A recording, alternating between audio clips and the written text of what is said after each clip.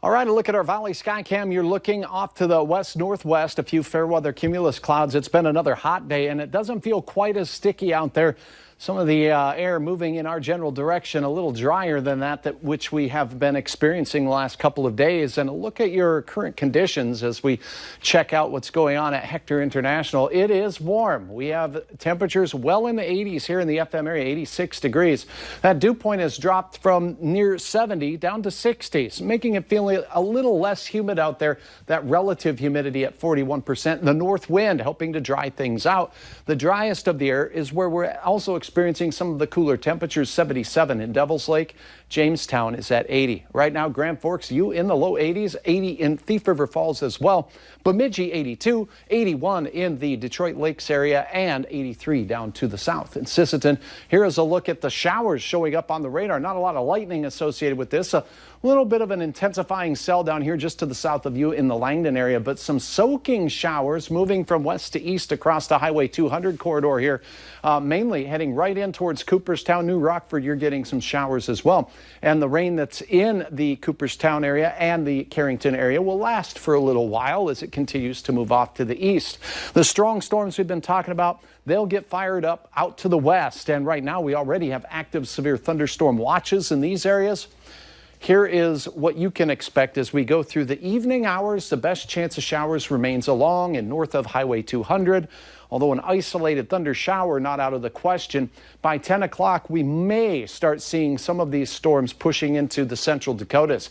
Heading into the overnight, the storms will be most robust in South Dakota, but along the border and along I-94 and south, we could have some very strong and gusty thunderstorms.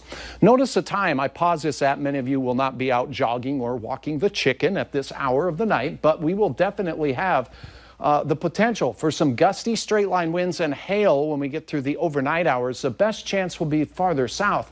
Thunderstorms in the Devils Lake Basin. These will arrive in the southern Red River Valley the way the timing looks right now in the wee hours of the morning, so between say 4 and 5 a.m. and continue their way off to the east. And there will be a slight risk that a few of these could pack a windy punch and some with some hail upwards of an inch or so in diameter. As we start our day, showers and thunderstorms mainly off to the east. Temperatures in the 60s to near 70 degrees.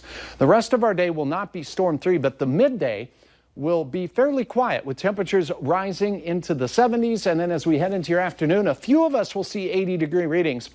And then a cool front that will have a little bit of a punch to it will bring another chance of some swirling storms working their way through the region. So spotty to scattered thunderstorm activity for your Wednesday night. So Wednesday, soaking storms. It could be severe in the morning, a break, and then a repeat with some afternoon storms, but a little bit less widespread the way it's looking now.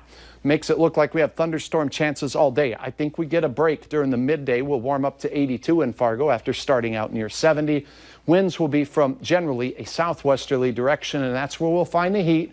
Cooler air up in the Devils Lake Basin and in Lakes Country with some morning storms limiting your daytime heating. A great photo shared to us by Dennis as we take a look at your planning forecast. First and foremost, it does look like we have another thunderstorm chance on a very warm Thursday, and then relief from the heat for Friday. It looks like a few of us will see storms near 80 on Saturday. Looks quiet for those of you attending the Fargo Air Show. Sunday, though, Saturday night into Sunday, a cold front moves through that will really cool things off into the 70s. We could have some scattered showers and thunderstorms for the close of the Fargo Air Show on Sunday. All right. Thanks for the heads up, Hutch. You bet.